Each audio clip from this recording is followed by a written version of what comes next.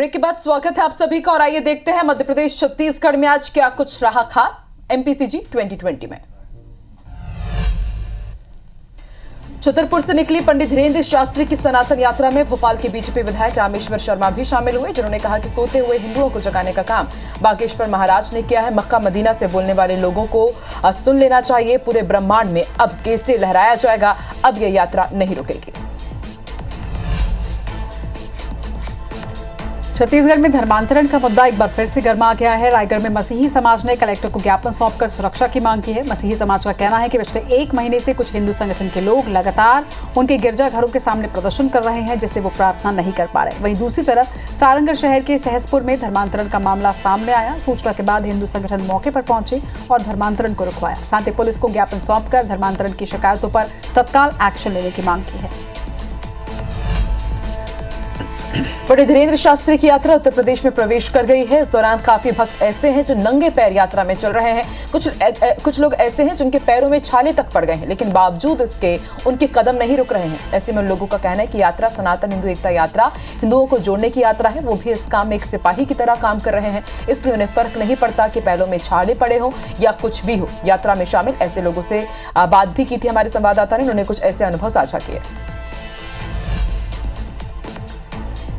छत्तीसगढ़ में हुए उपचुनाव के बाद अब सियासी बयानबाजियां तेज हो चुकी हैं। पीसीसी चीफ दीपक बैज का कहना है कि बीजेपी के मंत्रियों ने छत्तीसगढ़ का पैसा झारखंड में खर्च किया। पीसीसी चीफ के बयान पर पलटवार करते हुए वित्त मंत्री ओपी चौधरी ने कहा कि जिसकी जैसी भावना होगी वैसे आरोप लगाए जाएंगे। उन्होंने ये भी कहा कि गांधी परिवार के लिए 5 साल तक भूपेश सरकार एटीएम मशीन थी। भूपेश सरकार ने छत्तीसगढ़ का पैसा उत्तर प्रदेश और असम के चुनाव में खर्च किया था। कृषि मंत्री अंदल सिंह कंसाना के गृह जिले मुरैना में खाद की किल्लत से किसान बेहद परेशान है। रात को करीब 2 बजे से ही लाइन लगाने को मजबूर हैं, लेकिन इसके बावजूद भी गारंटी इस बात की नहीं है कि खाद मिल पाएगा या नहीं।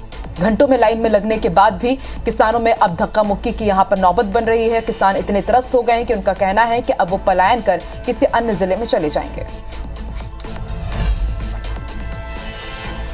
छत्तीसगढ़ के डिप्टी सीएम विजय शर्मा ने कांग्रेस के अंतर्कलह पर बयान दिया। उनका कहना है कि कांग्रेस के व्यक्ति के लिए काम किया जाता है, संस्था के लिए नहीं। भाजपा का कोई भी प्रत्याशी चयनित होता है तो सभी उसे जिताने के लिए एकत्रित हो जाते हैं, कार्य करते हैं। कांग्रेस में पसंद के नेता को टिकट नहीं दी जाती तो खुन्नस निकाली जाती है। इंदौर में 2 दिन से लापता मासूम बच्ची का शव घर के ही पास नाले में मिला है। शव मिलने के बाद आसपास के रहवासियों ने नगर निगम के खिलाफ जमकर नारेबाजी करते हुए एबी रोड को जाम कर दिया। रहवासियों ने आरोप लगाया कि निगम अधिकारियों की लापरवाही की वजह से बच्ची की जान गई है। पुलिस अधिकारियों की समझाइश के बाद लोगों ने अपना प्रदर्शन खत्म किया। पुलिस ने मासूम के शव को पोस्टमार्टम के लिए भेज दिया है। रिपोर्ट से ही मौत के कारणों का पता चल पाएगा। छत्तीसगढ़ में बढ़ते अपराधों के बीच अब रायपुर पुलिस ने पिछले 2 सालों के आंकड़े जारी किए हैं। आंकड़े जारी कर ये बताया गया कि पिछले साल की तुलना में अपराध काफी कम हुए हैं। वहीं राज्य में अपराध को लेकर विपक्ष में बैठी कांग्रेस लगातार बीजेपी सरकार पर हमला कर रही है। अपराध को लेकर राजनीति अपनी जगह, लेकिन आंकड़ों को देखें तो जहां 2023 की तुलना में इस साल चाकूबाजी की घटनाएं कम हुई हैं, वहीं हत्या के मामले 7% तक बढ़े भी हैं। रायसेन जिले के सिलवानी थाना इलाके में रेप का मामला सामने आया है। दरअसल शुक्रवार को पीड़िता अपने दोस्त के साथ नाश्ता करने रुकी थी। इस दौरान 3 युवक आए, मारपीट की। पीड़िता ने तीनों में एक आरोपी संजू आदिवासी पर रेप का आरोप लगाया है। वारदात के बाद तीनों आरोपी फरार हैं। शिकायत के बाद पुलिस ने 24 घंटे के अंदर आरोपी को गिरफ्तार किया, जबकि एक अन्य आरोपी की तलाश जारी है। बता दें कि आरोपी संजू आदिवासी को पीड़िता का दोस्त पहले से पहचानता है, लेकिन बाकी को पीड़िता नहीं पहचानती। जशपुर में गौ हत्या करने वाले 14 आरोपियों को पुलिस ने गिरफ्तार किया है। गौमांस बेचते वक्त पुलिस ने आरोपी की गिरफ्तारी की। वहीं आरोपियों से टांगी और गौवंश के अवशेष भी जब्त किए गए। नारायणपुर थाना क्षेत्र के बेहार खार गांव की घटना है। इधर भोपाल में वंदे भारत लेट होने पर हंगामा हुआ है। रानी कमलापति स्टेशन पर यात्रियों का हंगामा हुआ। वंदे भारत ट्रेन लेट होने पर यात्री पटरी पर बैठे रहे और यात्रियों ने प्लेटफॉर्म पर जमकर नारेबाजी की। सोशल मीडिया पर इसका वीडियो वायरल हो रहा है और उसके बाद 9 घंटे बाद वंदे भारत यहां पहुंची। जांजगीर में सैकड़ों महिलाओं से ठगी हुई है। ठग ने महिलाओं को 30-30 हजार रुपए की उनसे ठगी की। महिलाओं ने फ्लोरा मैक्स कंपनी के डायरेक्टर पर ठगी का आरोप लगाया, जिसकी शिकायत के बाद महिला कलेक्ट्रेट पहुंची थी। बता दें कि महिलाओं ने लोन लेकर ये राशि दी थी। ग्वालियर में दिन दहाड़े एक ठेकेदार से लूट की वारदात सामने आई है। पीएचई में ठेकेदारी का काम करने वाले पीड़ित विनय आनंद जमीन खरीदने के लिए पैसे निकालने बैंक सिटी पहुंचे हुए थे। सिटी सेंटर इलाके से बैंक से 5 लाख कैश निकालकर वो अपने वाहन की ओर जा रहे थे, तभी 2 बदमाश अचानक आए और पैसे से भरा हुआ बैग छीनकर फरार हो गए। पीड़ित ने शोर मचाया लेकिन बदमाश भागने में सफल रहे। वारदात के बाद मौके पर पहुंची पुलिस ने आसपास के सीसीटीवी फुटेज खंगाले हैं, लेकिन पुलिस के हाथ फिलहाल खाली हैं। बिलासपुर में एटीएम में तोड़फोड़ करने वाला आरोपी गिरफ्तार किया गया है। आरोपी ने कुल्हाड़ी से तोड़कर चोरी करने का प्रयास किया था। सीसीटीवी फुटेज भी इस घटना का सामने आया था। मोका क्षेत्र में 22 नवंबर की घटना बताई जा रही है। सरकंडा थाना पुलिस ने एक्शन लिया। जबलपुर की एक और फैक्ट्री ग्रे आयरन फाउंड्री में आज हादसा हुआ, जिसके बाद हड़कंप मच गया। इस घटना में एक कर्मचारी बुरी तरह घायल हो गया है, जिसे इलाज के लिए निजी अस्पताल में भर्ती करवाया गया। वहीं हादसे के बाद कर्मचारी नेताओं ने धमाके की उच्च स्तरीय जांच की मांग की है। पिछले महीने 22 अक्टूबर को भी खमरिया ऑर्डिनेंस फैक्ट्री में जबरदस्त धमाका हुआ था, जिसमें 2 कर्मचारियों की मौत हुई थी, 9 गंभीर रूप से घायल हुए थे। अब एक बार फिर हादसे के बाद कर्मचारियों की सुरक्षा को लेकर सवाल खड़े हो रहे हैं। ग्वालियर की यूनिवर्सिटी में एनएसयूआई ने उच्च शिक्षा मंत्री को ज्ञापन देने के दौरान हंगामा किया। एनएसयूआई कार्यकर्ता मंत्री इंदर सिंह परमार को ज्ञापन देने पहुंचे थे। प्रदेश महासचिव ने यूनिवर्सिटी में घुसने की कोशिश की। इस दौरान एनएसयूआई पदाधिकारी और पुलिस में धक्का मुक्की हुई। पुलिस ने एनएसयूआई महासचिव वंश माहेश्वरी को गिरफ्तार किया और एनएसयूआई कार्यकर्ताओं को यूनिवर्सिटी गेट से बाहर खदेड़ा। सुकमा में 22 नवंबर को सुरक्षा बलों और नक्सलियों के बीच मुठभेड़ हुई थी। इस नक्सली मुठभेड़ का एक्सक्लूसिव वीडियो अब सामने आया है। इस वीडियो में गोलीबारी की आवाजें भी सुनाई दे रही हैं। जवानों ने मुठभेड़ के दौरान वीडियो बनाया था। वहीं मुठभेड़ में 10 नक्सली ढेर हुए थे। हरदा में सोमवार को भीम आर्मी ने कलेक्ट्रेट का घेराव कर प्रदर्शन किया। दरअसल इनकी मांग है कि दुष्कर्म के आरोपी हेड कांस्टेबल पर कार्रवाई की जाए और पीड़िता के पति पर दर्ज हुई फर्जी एफआईआर निरस्त की जाए। इस दौरान प्रदर्शनकारियों और पुलिस के बीच जमकर नोकझोंक भी हुई। 5 दिन में उचित कार्रवाई के आश्वासन के बाद प्रदर्शन खत्म हुआ है।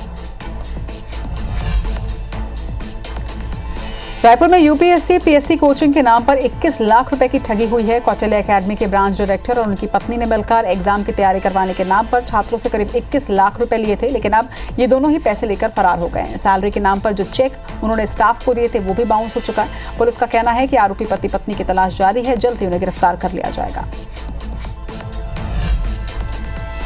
मुरैना में एक बार फिर घर में रखे पटाखों में ब्लास्ट हो गया। ब्लास्ट इतना जोरदार था कि दूर तक आवाज सुनाई दी। सुमावली कस्बे में मस्जिद के बगल में शादी पार्टी के लिए जलाने के लिए ये पटाखे रखे गए थे और अचानक इनमें आग लग गई। आग के बाद घर में जोरदार धमाका हुआ। सूचना के बाद पुलिस मौके पर पहुंची। 2 महिलाओं को अरेस्ट किया गया है। मौके से कुछ निर्माणाधीन पटाखे, बने हुए पटाखे के साथ ही पॉलीथीन में रखा हुआ पोटाश भी जब्त किया गया। सरगुजा में साइबर ठगी के 98 मामले सामने आ चुके हैं और ऐसे में पुलिस लगातार कार्रवाई तो कर रही है, इसके साथ ही लोगों को जागरूक भी करने का प्रयास कर रही है ताकि ठग अपने मंशा में कामयाब ना हो। लेकिन इसके बाद भी शातिर लोगों को ठगने में कामयाब हो रहे हैं। अंबिकापुर में शंकर गुप्ता ठगी का शिकार हुआ है। संबंधित व्यक्ति ने खुद को क्राइम ब्रांच का ऑफिसर बताया और बेटे के अपराध में फंसने की जानकारी देते हुए ठगी की घटना को अंजाम दिया और 1 लाख रुपए ठग लिए। मध्य प्रदेश के उच्च शिक्षा मंत्री इंदर सिंह परमार ग्वालियर दौरे पर रहे। इस दौरान उन्होंने फर्जी बीएड कॉलेज को लेकर कांग्रेस पर बड़ा आरोप लगाया है। परमार ने कहा है कि सबसे ज्यादा कांग्रेस के लोगों ने फर्जी कॉलेज स्थापित किए। जहां जहां भी फर्जी कॉलेज सामने आ रहे हैं, हम सब पर कार्रवाई कर रहे हैं। फर्जीवाड़ा जहां पर भी होगा, सब पर कार्रवाई की जाएगी। रायपुर में 4 आईपीएस अधिकारियों का ट्रांसफर हुआ है। कवर्धा एसपी राजेश अग्रवाल को हटाया गया। वहीं आईपीएस धर्मेंद्र सिंह छवई कवर्धा के नए एसपी बनाए गए हैं। आईपीएस राजेश अग्रवाल को पीएचक्यू बुलाया गया है। वहीं आईपीएस मयंक गुर्जर बीजापुर के एसपी होंगे। आईपीएस पूजा कुमार को दंतेवाड़ा की जिम्मेदारी सौंपी गई है। जबलपुर हाईकोर्ट में 27% ओबीसी आरक्षण मामले पर सुनवाई हुई। इस दौरान सरकारी भर्तियों में 13% पदों पर नियुक्तियां होल्ड रखने की चुनौती दी गई है। भर्तियों में 14% ओबीसी आरक्षण देकर 13% पद खाली रखने को चुनौती दी गई है। हाईकोर्ट ने राज्य सरकार से 2 हफ्तों में स्पष्टीकरण मांगा है। हाईकोर्ट ने 9 दिसंबर को अगली सुनवाई तय की है।